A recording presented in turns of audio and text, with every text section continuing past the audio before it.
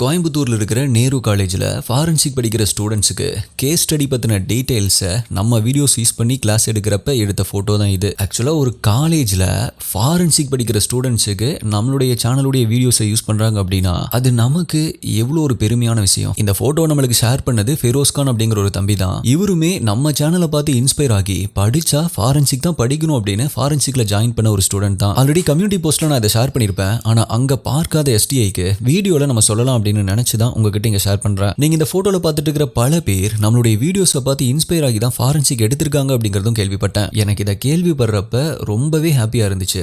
இதை விட வேற ஏதாவது பெரிய சந்தோஷம் இருக்குமா அப்படின்னு சொல்லுங்க ஸ்டே. அண்ட் முக்கியமா இது எல்லாத்துக்குமே காரணம் நீங்க மட்டும்தான். உங்களுடைய கமெண்ட்ஸ் மட்டும்தான் எனக்கு எப்பவுமே மோட்டிவேஷனா இருக்கும். என்னை இன்னுமே நல்ல குவாலிட்டியான வீடியோஸ் கொடுக்கணும் அப்படின்னு மோட்டிவேட் பண்ணும். ஸோ இந்த ஹாப்பியான நியூஸ் உங்ககிட்ட ஷேர் பண்ணணும் அப்படின்னு நினைச்சேன். Love you STI. ஓகே, அதே போல நம்மளுடைய எஸ்டிஐ நிறைய பேர் கள்ளக்குறிச்சி ஸ்ரீமதி கேஸ் போடுங்க அப்படின்னு சொல்லிட்டே இருக்கீங்க. ஆக்சுவலா ஆரம்பத்துல இருந்து ஃபாலோ பண்றவங்களுக்கு தெரியும், நம்ம அந்த டைம்ல ஆல்ரெடி வீடியோஸ் போட்டிருந்தோம். ஆனா இப்ப சேனல்ல பாத்தீங்க அப்படின்னா அது இருக்காது. அதுக்கு காரணம் 2022 ஜூலை 26 கோர்ட் ஒரு ஆர்டர் போட்டுச்சு. அது என்ன அப்படின்னா சிபிசிஐடி இன்வெஸ்டிகேஷன் போயிட்டு இருக்கிறதால ஸ்ரீமதி கேஸ் சம்பந்தமா எந்த ஒரு மீடியாவுமே இன்க்ளூடிங் யூடியூப் சேனல்ஸ் தனியா பேரலல் இன்வெஸ்டிகேஷன் நடத்தக்கூடாது, மீடியா இன்வெஸ்டிகேஷன் இதுல இருக்கக்கூடாது. அப்படி மீறி போட்டா அந்த சேனல் மேல கேஸ் போட்டு சட்ட நடவடிக்கை எடுங்க அப்படின்னு கோர்ட் ஒரு ஆர்டர் போட்டுச்சு. ஸோ அதனால கோர்ட்டுடைய ஆர்டரை மதிச்சு அதுக்கப்புறமா நம்ம ஸ்ரீமதி கேஸ் பத்தி எந்த ஒரு வீடியோவுமே போடல. கோர்ட்ல இப்ப கேஸ் போயிட்டு இருக்கு, ஜட்மெண்ட் வரட்டும், கண்டிப்பா நம்ம வீடியோ போடலாம். ஆல்சோ இன்னொரு விஷயம், இந்த கேஸ்ல நான் பர்சனலா பாதிக்கப்பட்டிருக்கேன். அதையும் நான் இப்ப இங்க ஷேர் பண்ண முடியாது. ஒன்ஸ் எல்லாமே முடிஞ்சதுக்கு அப்புறமா நான் ஷேர் பண்றேன். புரிஞ்சுக்கிட்டதுக்கு ரொம்ப நன்றி எஸ்டிஐ.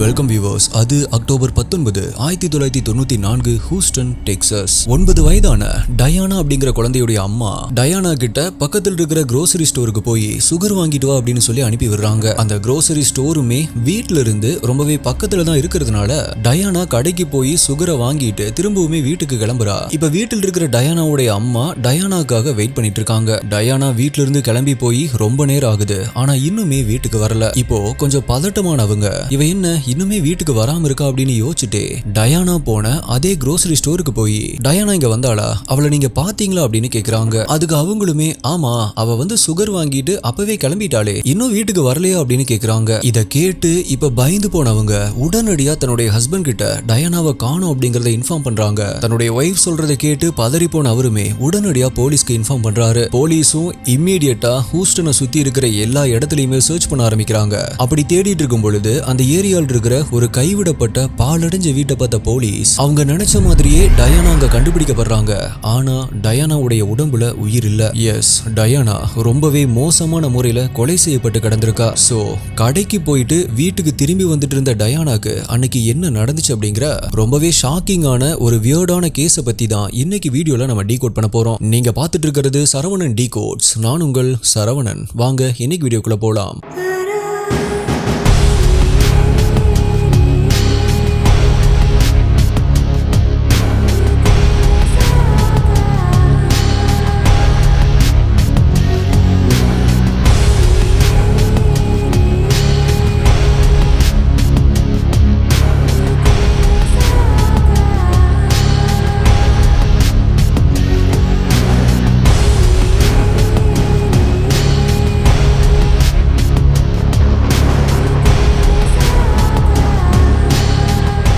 இந்த வீடியோல நான் சொல்ற யூடியூப்ல காமிக்க முடியாத crime scene images, crime scene videos எல்லாமே நம்மளுடைய அபிஷியல் டெலிகிராம் குரூப்ல தான் அப்டேட் பண்ணுவோம். யூடியூப்ல கரெக்டா நோட்டிபிகேஷன் கிடைக்காதவங்களுக்கும் அங்க இன்ஸ்டன்டா அப்டேட் கிடைச்சிரும். டெலிகிராம் யூஸ் பண்ணாதவங்களுக்கு வாட்ஸ்அப்ல நம்மளுடைய சேனல் இருக்கு, அங்கேயுமே உங்களுக்கு இன்ஸ்டன்ட் அப்டேட்ஸ் கிடைச்சிரும். நம்மளுடைய அபிஷியல் வாட்ஸ்அப் மற்றும் டெலிகிராம் சேனலுடைய லிங்க் டிஸ்கிரிப்ஷன் பின்ட் கமெண்ட்ல கொடுத்திருக்கேன், செக் பண்ணி பாருங்க.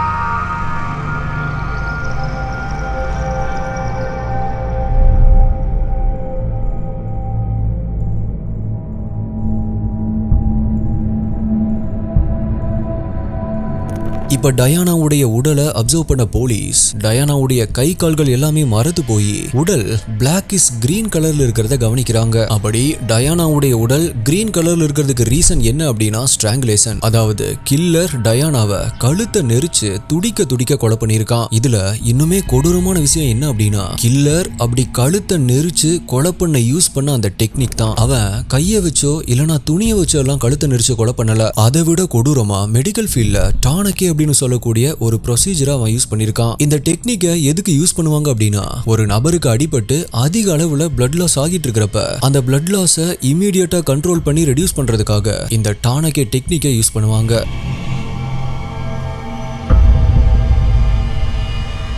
இதை எப்படி பண்ணுவாங்க அப்படின்னா பிளட் வெளியேற இடத்துக்கு கொஞ்சம் மேல ஏதாவது ஒரு க்ளோத் இல்ல அப்படின்னா ஒயரை வச்சு கட்டிடுவாங்க. அப்படி கட்டுன அந்த துணிக்கு மேல நீளமா இருக்கக்கூடிய ஸ்டிக் மாதிரி ஏதாவது வச்சு மறுபடியுமே டைட்டா கட்டுவாங்க. இப்படி கட்டி முடிச்சதுக்கு அப்புறமா அந்த ஸ்டிக்கை ரொட்டேட் பண்ண ஆரம்பிப்பாங்க. அப்படி ரொட்டேட் பண்றப்ப துணியை சுத்தி பிரஷர் ரொம்பவே அதிகமாகும். அந்த துணி ரொம்பவே இறுக ஆரம்பிக்கும். இதனால அந்த இடத்தை தாண்டி பிளட் ஃப்ளோ ரொம்பவே ரெடியூஸ் ஆகும். இது ரொம்பவே பவர்ஃபுல்லான ஒரு ப்ரொசீஜர் அப்படின்னு சொல்லலாம். பிகாஸ் இது கண்ணுக்கு தெரியிற பிளட்ட மட்டும் இல்ல கண்ணுக்கு தெரியாத காத்து கூட போக முடியாது. இந்த டெக்னிக்கை யூஸ் பண்ணி தான் கில்லர் டயானாவை கொலை பண்ணியிருக்கான். கழுத்தை சுத்தியுமே ஒரு ஒயரை கட்டி அதுல பேம்போ ஸ்டிக்கை கட்டி அந்த ஸ்டிக்கை ரொட்டேட் பண்ணி அதே மெத்தட்ல கொலை பண்ணியிருக்கான். இதை எல்லாத்தையுமே அப்சர்வ் பண்ண போலீஸ் அதை எப்படி எக்ஸ்பிளைன் பண்ணியிருந்தாங்க அப்படின்னா கில்லர் ரொம்ப நேரமா அந்த ஸ்டிக்கை ரொட்டேட் பண்ணி பிரஷர் கொடுத்ததுல டயானாவுடைய கழுத்துல இருந்த ஒயர் அவங்களுடைய கழுத்து சதைக்குள்ளேயே போயிருச்சு அப்படின்னு சொல்லியிருக்காங்க. அப்ப எந்த அளவுக்கு அவன் ரொட்டேட் பண்ணியிருப்பான், எந்த அளவுக்கு அந்த பிரஷர் இருந்திருக்கும் அப்படிங்கறத நினைச்சு பாருங்க. இதுவே ஒரு கொடூரமான கொலை. பட் இதை விட இன்னுமே கொடூரமா கொலை பண்றதுக்கு முன்னாடி பல முறை சீரழிச்சிருக்கான். இப்ப இது எல்லாத்தையுமே நோட் பண்ண போலீஸ் இது எல்லாத்துக்குமே காரணமான அந்த கில்லரை தேட ஆரம்பிக்கிறாங்க. பட் போலீஸ் நினைச்ச மாதிரி இந்த கேஸ் அவ்வளோ ஈஸியெல்லாம் முடியல. போலீஸ்க்கு ஒழுங்கான ஒரு லீட் கூட இதுல கிடைக்கல.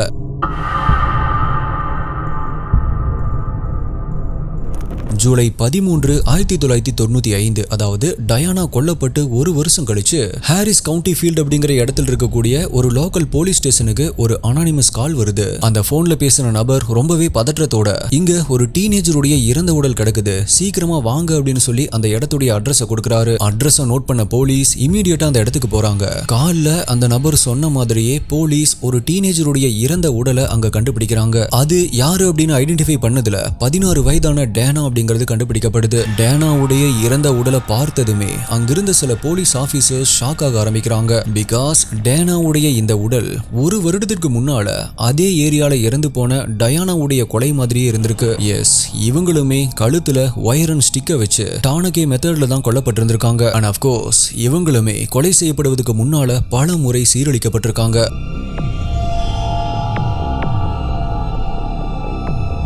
இப்ப போலீஸ் இதே ஸ்டைல்ல வேற ஏதாவது கொலை நடந்திருக்கு அப்படின்னு பழைய கிரைம் ரெக்கார்ட்ஸ் எல்லாத்தையுமே செக் பண்ண ஆரம்பிக்கிறாங்க. 1986ல 15 வயதான லோரி ட்ரம்ப்லே அண்ட் அக்டோபர் 19, 1992ல 21 வயதான மரியா, இந்த ரெண்டு பேருமே சேம் அதே டானகே மெத்தட்ல துடிக்க துடிக்க கொல்லப்பட்டிருக்காங்க அப்படிங்கிறது கண்டுபிடிக்கப்படுது. இந்த டீடைல்ஸை கலெக்ட் பண்ண போலீஸ் ஹூஸ்டன்ல சந்தேகப்படுற மாதிரியே இருக்கக்கூடிய கிரிமினல்ஸ் கிட்ட விசாரிக்க ஆரம்பிக்கிறாங்க. அண்ட் லோக்கல்ஸ் கிட்டயுமே உங்களுக்கு யார் மேலேயாவது சந்தேகம் இருக்கா அப்படின்னு கேட்க ஆரம்பிக்கிறாங்க. ஆனா போலீஸ்க்கு அதிலிருந்து கில்லர் கூட கனெக்ட் பண்ற மாதிரியான எந்த ஒரு லீடுமே கிடைக்கல. இப்போ இந்த 4 கேசஸுமே கோல் கேசஸா மாற ஆரம்பிக்குது. இப்படியே நாட்களும் நகருது. அந்த நாட்களும் வருடங்களா மாறுது. மக்களும் இந்த கிரைம்ஸை கொஞ்சம் கொஞ்சமா மறக்க ஆரம்பிக்கிறாங்க. இந்த சம்பவங்கள் நடந்து 8 வருடங்கள் கழிச்சு, அதாவது இயர் 2000ல டெக்னாலஜி ரொம்பவே இம்ப்ரூவ் ஆகி இருந்துச்சு. டிஎன்ஏவை வச்சு கில்லரை கண்டுபிடிக்கிறது அப்படிங்கிறது ஃபேமஸ் ஆயிருந்துச்சு. சோ இந்த மெத்தடை ட்ரை பண்ணி பார்க்கலாம் அப்படின்னு போலீஸ் டிசைட் பண்றாங்க.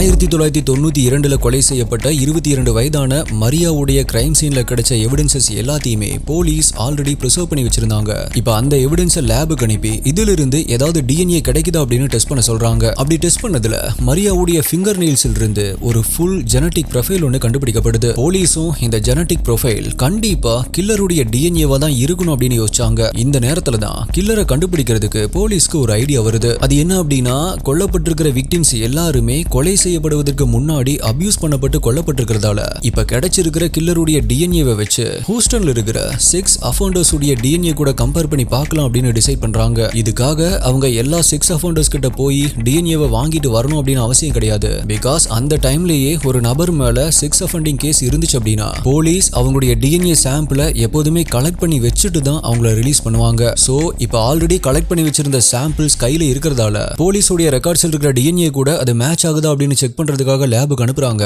அந்த டெஸ்ட் ரிப்போர்ட் பார்த்த உடனேயே போலீஸ் ஆபீசர்ஸ் ஒரு பக்கம் ஷாக்கோடையும் இன்னொரு பக்கம் சந்தோஷத்தோடயும் நிக்க ஆரம்பிக்கிறாங்க. எஸ், கில்லருடைய டிஎன்ஏ அவங்களுடைய ரெக்கார்ட்ல இருந்த ஒரு டிஎன்ஏ கூட மேட்ச் ஆகுது.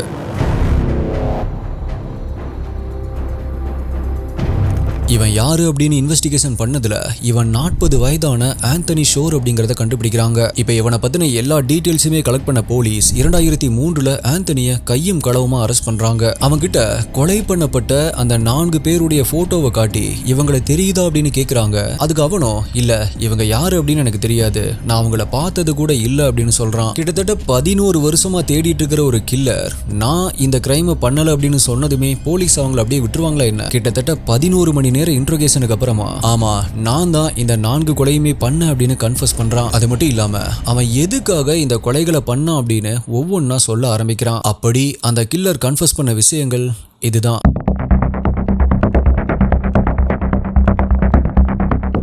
ஜூன் 25, 1962 சவுத் டெக்கோட்டால பிறக்கிறான் ஆந்தனி ஆலன் ஷோர். இவனுக்கு 2 தங்கச்சிகளும் இருக்காங்க.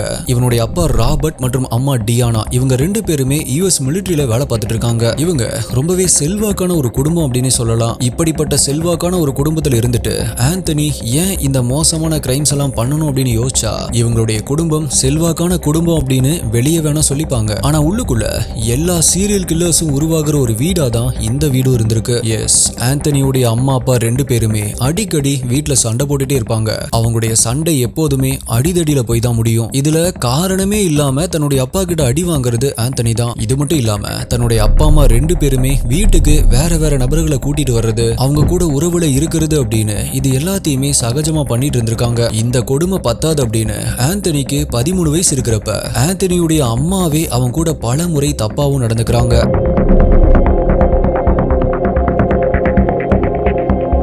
இப்படிப்பட்ட ஒரு மோசமான சைல்ட்ஹுட்ல ஆந்தனி வளர்ந்ததுனால அவன் சின்ன வயசுலயே ஆன்டி சோசியலா மாற ஆரம்பிக்கிறான். அவனுடைய பிஹேவியர்ஸ் எல்லாமே ரொம்பவே ரூடா மாற ஆரம்பிக்குது. நெய்பர்ஸ் உடைய பூனையை கொலை பண்றது, தன்னுடைய கிளாஸ்ல படிக்கிற பெண்கள் கூட தப்பா நடந்துக்கிறது, சம்டைம்ஸ் தன்னுடைய தங்கச்சிகளுடைய ஃப்ரெண்ட்ஸ் வீட்டுக்கு வந்தா அவங்க கிட்டையும் தப்பா நடந்துக்கிறது அப்படின்னு சுத்திட்டு இருந்திருக்கான். 1983 ஆந்தனி ஜீனாலின் அப்படிங்கிறவங்களை கல்யாணமும் பண்ணிக்கிறான். அவங்களுக்கு ஆம்பர் அண்ட் டிஃபனி அப்படின்னு 2 பெண் குழந்தைகளும் பிறக்கிறாங்க. என்னதான் நார்மல் மனுஷங்க மாதிரி ஆந்தனி தன்னுடைய லைஃப்ல ஃபேமிலி, ஜாப் அப்படின்னு தனக்கு அப்படின்னு எல்லாத்தையுமே அமைச்சுக்கிட்டாலுமே அவனுடைய உள் மனசுக்குள்ள மத்தவங்களை அள வச்சு அவங்க வழியில துடிச்சிட்டு இருக்கிறத பார்த்து சந்தோஷப்படணும் அப்படிங்கிற ரொம்பவே வியர்டான ஒரு ஆசை இருந்துட்டே தான் இருந்திருக்கு. அதை அடக்கிறதுக்காக ஆந்தனி பல முறை ட்ரை பண்ணியிருக்கான். பட் அவனால் அதை அடக்க முடியல. இப்படி இருக்கிற நிலைமையில தான் எல்லாருக்குமே நார்மலான ஒரு ஃபேமிலி மேனா தெரிஞ்ச ஆந்தனி இப்போ ஒரு சீரியல் கில்லரா உருவெடுக்க ஆரம்பிக்கிறான்.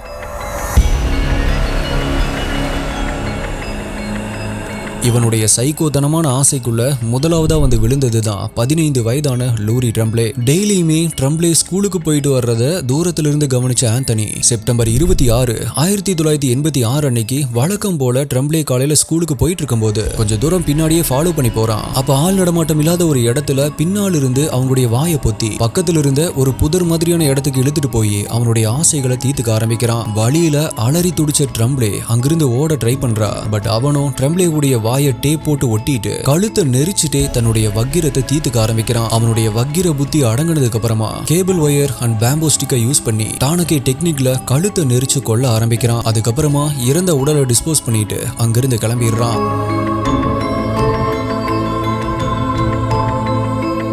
இந்த ஒரு கொலையை பண்ணி முடிச்சுட்டு எதுவுமே தெரியாத மாதிரி வீட்டுக்கு போய் தன்னுடைய குழந்தைங்க கூட ஜாலியா விளையாட ஆரம்பிப்பான். என்னதான் ஆந்தனி மத்தவங்களுக்கு கெட்டவனா இருந்தாலுமே தன்னுடைய சின்ன பொண்ணுகளுக்கு ஹீரோவா தான் இருந்திருக்கான். அவங்களுமே தன்னுடைய அப்பா மேல ரொம்பவே பாசமா தான் இருந்திருக்காங்க. இதுக்கப்புறமா கிட்டத்தட்ட 6 வருஷம் இவன் எந்த ஒரு கிரைமுமே பண்ணாம தான் இருந்திருக்கான். பட் அகைன் 1992 தன்னுடைய வேலையை காட்ட ஸ்டார்ட் பண்றான். இதுல இருந்து கண்டினியூஸா 4 வருஷத்துக்கு தன்னுடைய ஆசை அடங்காம எல்லை மீறும் பொழுதெல்லாம் ஒவ்வொரு கொலைகளா செஞ்சிருக்கான். 1992 ஏப்ரல் 16ஆம் தேதி 21 வயதான மரியா காலையில தன்னுடைய வேலைக்கு போற வழியில அவங்கள கடத்தி அவனுடைய ஆசைகளை தீர்த்துக்கிட்டு எப்பவும் கொலை பண்ற மெத்தட்ல கொலை பண்ணிட்டு அங்கிருந்து தப்பிச்சு போயிருக்கான். இவங்களுடைய ஃபிங்கர் நெயில்ஸ்ல இருந்து தான் போலீஸ் பின்னாட்கள்ல ஆந்தனியுடைய டிஎன்ஏவும் கண்டுபிடிச்சிருக்காங்க. இவன் இப்படிப்பட்ட கிரைம்ஸ் எல்லாமே பண்ணிட்டு இருக்கான் அப்படின்னு ஒரு நபருக்கு கூட சந்தேகம் வராத அளவுக்கு இவன் நல்லவன் மாதிரி நடிச்சிட்டு இருந்திருக்கான். இப்படிப்பட்ட ஒரு கொலைகாரனா இருந்தவன் தன்னுடைய 2 பொண்ணுங்க கிட்ட வீட்டை விட்டு வெளியே போக கூடாது அப்படின்னும் வீட்டுடைய மெயின் டோரை எப்போதுமே லாக் பண்ணி வச்சிருக்கணும் அப்படின்னும் வெளியே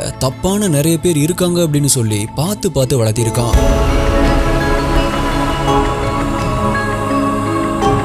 அது அக்டோபர் 19, 1993. 14 வயதான செல்மா ஸ்கூல் முடிச்சுட்டு ஈவினிங் வீட்டுக்கு வராங்க. வீட்டுக்குள்ள வந்தவங்க ஃப்ரெஷ் ஆகிட்டு மேல இருக்கிற தன்னுடைய ரூமுக்கு போய் படுத்துக்கிறாங்க. செல்மாவுடைய அப்பா அம்மா 2 பேருமே ஒர்க்கிங் பேரண்ட்ஸா இருந்ததால ஈவினிங் தன்னுடைய பேரண்ட்ஸ் வீட்டுக்கு வர்ற வரைக்குமே செல்மா தனியா தான் இருக்கணும். அப்படிதான் அன்னைக்குமே தன்னுடைய ரூம்ல பெட்ல படுத்திருந்த செல்மா அசந்து தூங்கிருக்காங்க.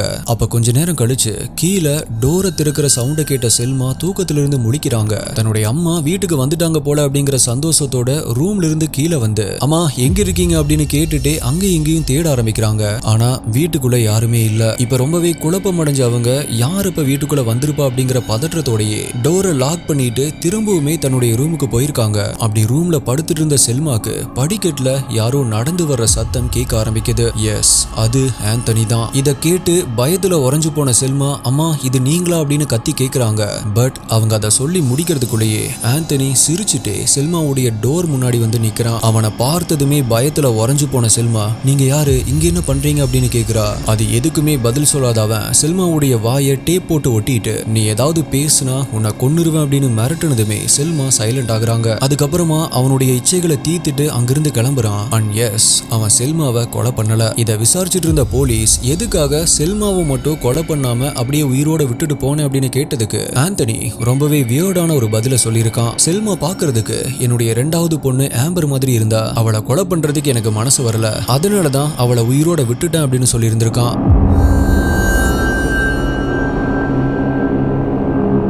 ஆந்தனியுடைய ஃபைனல் விக்டிமான 16 வயதான டேனா இவங்களையுமே அதே டெக்னிக்ல கொலை பண்ணிட்டு இறந்த உடலை டிஸ்போஸ் பண்ணிருக்கான். இந்த வீடியோவுடைய ஆரம்பத்துல ஒரு இறந்த உடல் கிடக்கிறதா போலீஸ் ஸ்டேஷனுக்கு ஒரு அனானிமஸ் கால் வந்திருக்கும். ஆனா அந்த நபர் தான் அந்த இறந்த உடல் இருந்த லொகேஷனுக்கும் போலீஸை கூட்டிட்டு போய் காட்டுனாரு அப்படின்னு சொல்லியிருந்தேன் இல்லையா. அப்படி கால் பண்ணி இன்ஃபார்ம் பண்ண அந்த நபர் வேற யாரும் இல்ல, ஆந்தனி தான். அவனே கொலையும் பண்ணிட்டு போலீஸையும் கூட்டிட்டு போய் காமிச்சிருக்கான். இது எல்லாமே ஒரு திரிலுக்காக அவன் பண்ணியிருக்கான். இந்த நேரத்துல தான் ஆந்தனி பண்ணுற கொடுமையை தாங்கிக்க முடியாத அவனுடைய மனைவி 1993 டிவோர்ஸ் கேட்டு பிரிஞ்சிருக்காங்க. ஆல்சோ கோர்ட்ல வாலண்டியராவே தன்னுடைய பொண்ணுங்களுடைய கஸ்டடி வேண்டாம் அப்படின்னு சொன்னதால டிஃபனி மற்றும் ஆம்பர் இவங்க 2 பேருடைய கம்ப்ளீட் கஸ்டடி ஆந்தனிக்கு கிடைக்குது. யாருக்குமே நம்ம பண்ண கிரைம் பத்தி தெரியல அப்படின்னு யோசிச்சுட்டு இருந்த ஆந்தனி நிம்மதியா வாழ ஆரம்பிக்கிறான். பட் உப்பு தின்னவன் தண்ணி குடிச்சாகணும் அப்படின்னு சொல்ற மாதிரி 11 வருஷம் கழிச்சு 2002 போலீஸ் ஆந்தனி அரெஸ்ட் பண்ணிருக்காங்க. டிஎஸ்டிஐ இந்த இடத்துல உங்களுக்கு ஒரு கேள்வி வரணும். இவன் தான் ஃபர்ஸ்ட்ல இருந்தே போலீஸ் கிட்ட மாட்டவே இல்லையே, அப்புறம் எப்படி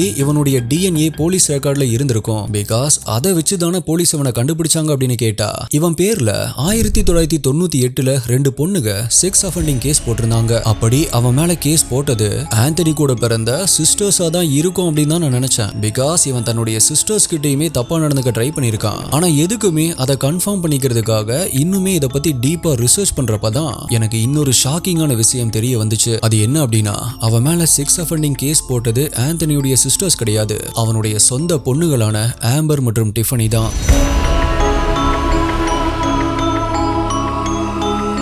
இப்ப ஆந்தனி கோர்ட்ல ஆஜர்படுத்தப்படுறான். 2004 அவனுடைய ட்ரையலும் ஸ்டார்ட் ஆகுது. அவனுடைய ஒன்லி சர்வைவிங் விக்டிமான செல்மா கோர்ட்டுக்கு வந்து ஆந்தனிக்கு அகைன்ஸ்டா டெஸ்டிஃபை பண்றாங்க. அவனுடைய பொண்ணுகளான டிஃபனி மற்றும் ஆம்பரும் ஆந்தனிக்கு அகைன்ஸ்டா டெஸ்டிஃபை பண்றாங்க. ஆந்தனிக்கு நவம்பர் 15, 2004 மரண தண்டனை கொடுக்கப்படுது. இதுக்கப்புறமா ஆந்தனிக்கு 55 வயசு ஆகிறப்ப, அதாவது 2018 ஜனவரி 18ஆம் தேதி மாலை 6:28 மணிக்கு லீத்தல் இன்ஜெக்ஷன் அப்படின்னு சொல்லக்கூடிய பாய்சனஸ் இன்ஜெக்ஷன் கொடுக்க தாக்கப்பட்டு அவன் கொல்லப்படுறான். அப்படி அந்த இன்ஜெக்ஷன் போடுறதுக்கு சில வினாடிகள் முன்னாடி ஐ மேட் மை பீஸ் அப்படின்னு சொல்லியிருக்கான். இன்ஜெக்ஷன் போடும் பொழுது ஓ ஏ ஐ கேன் ஃபீல் தட் அப்படின்னு சொல்லியிருக்கான். So my dear STI investigators, நம்ம சேனல்ல எப்பவுமே சொல்றது தான் வில்லன்ஸ் ஆர் நாட் பார்ன், அவங்க உருவாக்கப்படுறாங்க. ஸோ நீங்க டானகி கில்லர் ஆந்தனி கேஸை பத்தி என்ன நினைக்கிறீங்க அப்படிங்கறத கீழே கமெண்ட் பண்ணுங்க. உங்களுடைய பெஸ்டான கமெண்ட் அடுத்த வீடியோல வரும். அடுத்தது என்ன கேஸ் வேணும் அப்படிங்கறதையும் கீழே கமெண்ட் பண்ணுங்க. வேற ஒரு வீடியோல மீட் பண்றேன்.